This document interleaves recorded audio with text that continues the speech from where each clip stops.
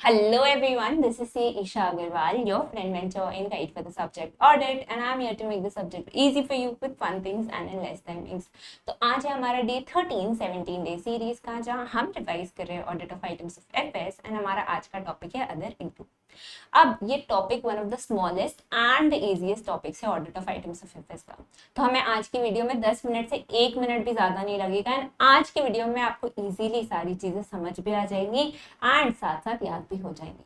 So we won't be even wasting 1 minute and सीधा बढ़ेंगे अपने कंटेंट पे। तो जी अदर इनकम होता क्या है? So other income is the non operating way of earning income. देखो सिंपल सी बात समझो, तुम अपना प्रोडक्ट या सर्विस सेल करके प्रॉफिट कमा सकते हो, पर क्या प्रॉफिट धंधे के लिए इनफ है? क्या प्रॉफिट से धंधा चल जाएगा? नहीं मैम, प्रॉफिट को ग्रो करना पड़ेगा। एंड तुम प्रॉफिट को कैसे ग्रो करोगे मैम? उसे री इन्वेस्ट करके। So when you invest your money in areas other than business to earn income from that, it is known as other income. मतलब जब अपने बिजनेस, सेल्स, ऑपरेशंस को छोड़ के तुम पैसे कहीं और इन्वेस्ट करते हो और वहां से इनकम जनरेट करते हो तो उसको कहते हैं other income. It is known as the non operating way of earning income because it is not connected to the operations of your business. Ma'am example दीजिए। एफडी, एफडी करोगे तो इंटरेस्ट मिलेगा। शेयर्स, शेयर्स में invest करोगे तो dividend मिलेगा। Debentures, debentures में invest करोगे तो इंटरेस्ट मिलेगा। म्यूचुअल फंड, म्यूचुअल फंड में इन्वेस्ट करोगे तो इंटरेस्ट मिलेगा। फर्दर शेयर्स बेचोगे तो गेन या लॉस होगा, डिबेंचर बेचोगे तो गेन या लॉस होगा, उसके बाद म्यूचुअल फंड्स बेचोगे तो गेन या लॉस होगा। स्क्रैप जनरेट कर रहा है तुम्हारे प्रोडक्शन में, उसको सेल करो, अदर इनकम। और any other income that you generate from your investment is known as other income. तो बहुत ही इजी टॉपिक है एंड ये एक ऐसा आइटम है जो आपको हर बिजनेस में मिलेगा। कोई भी ऐसा बिजनेस नहीं है जो प्योरली सेल्स पे चल रहा है, सबके एंटिटी के फाइनेंशियल स्टेटमेंट्स में अदर इनकम का आइटम जरूर मौजूद होगा। अब ये तो हो गया जी अदर इनकम का बात। ऑडिटर की क्या जिम्मेदारी है इसको लेके? सबसे पहले ऑडिटर को देखना है कि ये जो अदर इनकम दिखाया है पीएनएल में एक्चुअली अकर हुआ है या नहीं हुआ है।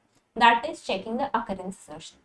उसके बाद ये जो अदर इनकम दिखाया है पीएनएल में, इसकी वैल्यू या अमाउंट तो सही है ना? That is checking the measurement assertion.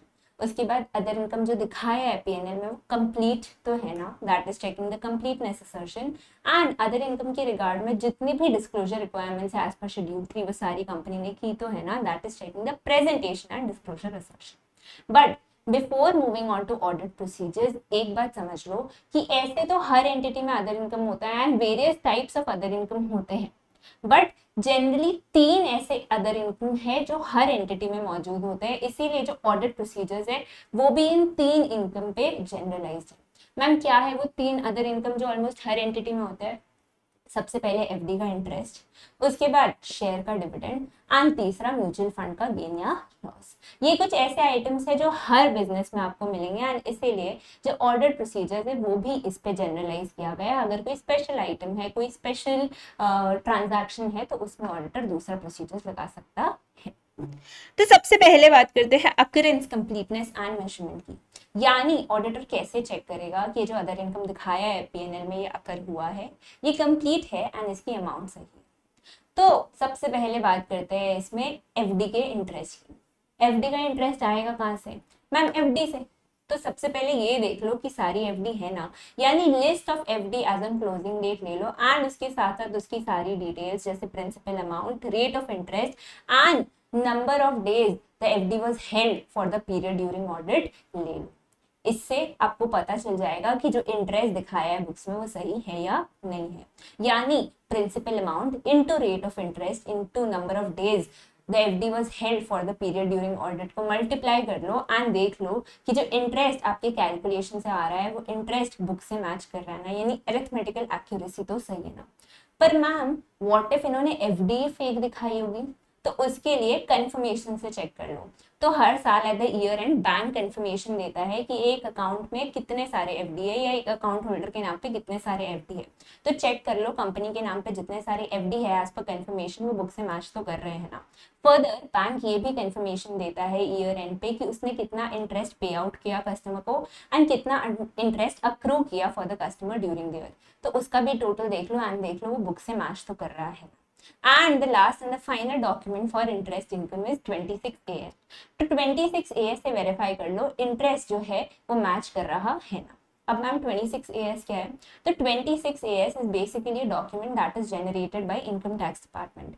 उसमें आपको बताया जाता है कि ड्यूरिंग द ईयर किस किस ने आपका टीडीएस काटा, along with all the details, name person जिसने आपका टीडीएस काटा, डेट जिस दिन आपका टीडीएस कटा, इंटरेस्ट रेट जिस पे टीडीएस कटा या रेट ऑफ टीडीएस जिस पे टीडीएस कटा, कौन से सेक्शन के अंदर टीडीएस कटा, कौन से अमाउंट पे टीडीएस कटा, टीडीएस का अमाउंट क्या है, everything in relation to TDS deducted. तो अगर आपको पता हो तो इंटरेस्ट पे भी टीडीएस डिडक्ट होता है एंड इंटरेस्ट का भी कॉलम आता है 26 AS में। तो देख लो जितना भी इंटरेस्ट दिखाया है 26 AS में एंड जो दिखाया है बुक्स में वो मैच तो कर रहा है ना।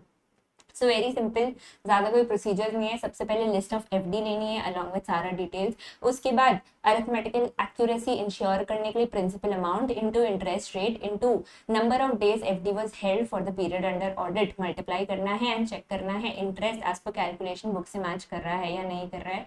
अब देखना है कि एफडी फेक तो नहीं है, तो उसके लिए कंफर्मेशन ले लो बैंक से एंड उसको वेरीफाई कर लो एंड बैंक का कंफर्मेशन जो इंटरेस्ट के लिए आया है उससे भी वेरीफाई कर लो कि बुक का interest and interest as per confirmation match तो कर रहा है ना।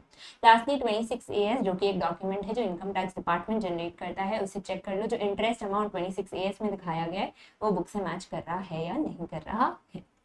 फिर आते हैं मैम डिविडेंड पे। तो अगर बुक्स में डिविडेंड इनकम रिकॉर्डेड है तो मेक श्योर ये तीन चीजें सैटिस्फाइड है। सबसे पहले entity has the right to receive dividend, यानी ऐसा नहीं होना चाहिए कि एंटिटी ने अभी हाल ही में किसी कंपनी का शेयर बेचा एंड 1 महीने बाद उन्होंने डिविडेंड डिक्लेयर कर दिया।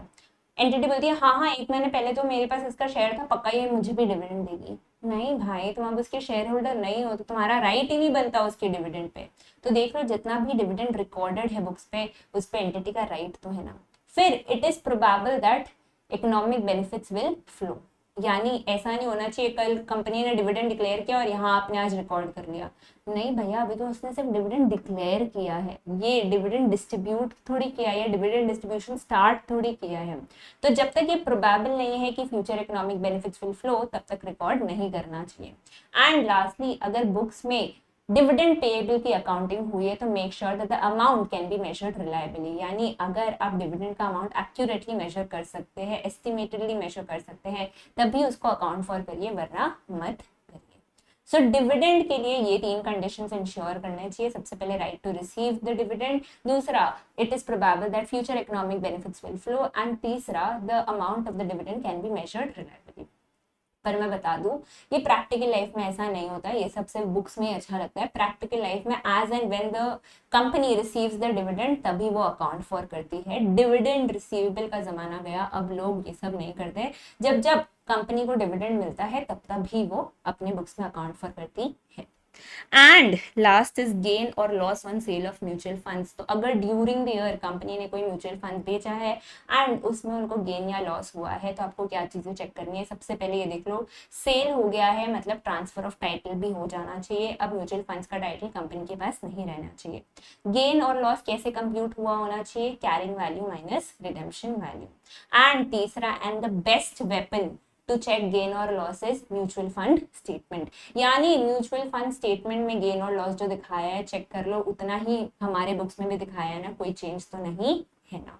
तो गेन और loss on mutual fund is very very easy. तीन चीजें करनी है। सबसे पहले अपने को देखना है कि ट्रांसफर ऑफ टाइटल तो हो गया है ना। दूसरा देखना है गेन और लॉस कैसे कंप्यूट होना चाहिए, carrying value minus redemption value. And तीसरा एंड द मोस्ट इंपॉर्टेंट अपने को क्या चेक करना है, म्यूचुअल फंड का स्टेटमेंट चेक करना है, देखना है उसमें जो गेन और लॉस दिखाया है वो बुक से मैच कर रहा है। अब ये तो जी हो गए अकरेंस, मेजरमेंट एंड कंप्लीटनेस। अब आते हैं प्रेजेंटेशन एंड डिस्क्लोजर पे।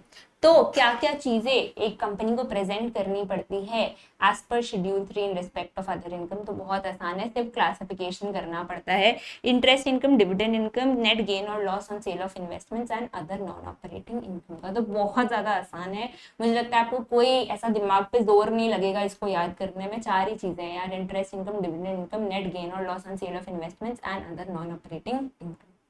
अब ये तो जी हो गया शेड्यूल 3 के प्रेजेंटेशन एंड डिस्क्लोजर रिक्वायरमेंट्स। इसके अलावा एडिशनल रिपोर्टिंग रिक्वायरमेंट्स भी आते हैं या एडिशनल डिस्क्लोजर रिक्वायरमेंट्स भी आते हैं। तो अगर कंपनी का ड्यूरिंग द ईयर कुछ अनडिस्क्लोज्ड इनकम निकला है मतलब ऐसा इनकम जो उन्होंने बुक्स में अकाउंट फॉर नहीं किया था, ये बुक्स में नहीं दिखाया था, एंड उसके बारे में इनकम टैक्स अथॉरिटी को पता चला है थ्रू रेड, या इनकम टैक्स डिपार्टमेंट को पता चला है एंड कंपनी ने उस पर टैक्स भरा है, तो कंपनी को उसका डिटेल्स दे देना चाहिए, प्लस बता देना चाहिए कि अब उन्होंने बुक्स में उसे अकाउंट फॉर कर दिया है, एंड फर्दर कहीं कोई ऐसा previously undisclosed income and asset तो नहीं है ना, अगर है तो उसको भी रिकॉर्ड कर लेना चाहिए।